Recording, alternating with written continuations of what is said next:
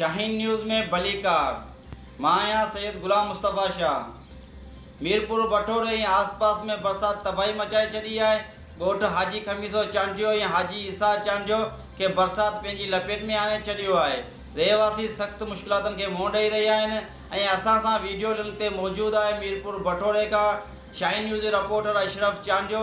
जी अशरफ, वधीक अपडेट असांखे ॾिजो त बरसात खां पोइ सूरत हाल सावणी बरसात सॼी सिंध मीरपुर बठोर उन आसपास में तबाही मचाई छॾी उन वक्त मौजूद आहियां ॻोठ हाजी खमीसो चांडियो ॻोठ हाजी मोहम्मद ईसा चांडियो में जिते भई बरसाती पानी आहे बिल्कुलु ॻोठनि पंहिंजी लपेट में उनखे आणे छॾियो आहे। तव्हांखे इहो ॿुधाईंदो हलां त हिते केतिरनि बीमारनि मुंहुं कढिया आहिनि। जॾहिं त हिते मुंहिंजी बैक साइड तव्हांखे ॾेखारींदो हलां त चौपाई माल जेको रोडनि ते अची वियो आहे उन चारो बिल्कुलु ख़तमु थी वियो आहे। जॾहिं त हज़ारे एकड़ ते बीठल फसल ई ॿुॾी विया आहिनि। उनखां पोइ हिकु ॻोठाणा जेके आहिनि उहे इन ॻोठ पाणी में अचण खां पोइ उहे तमामु परेशानी खे मुंहुं ॾेई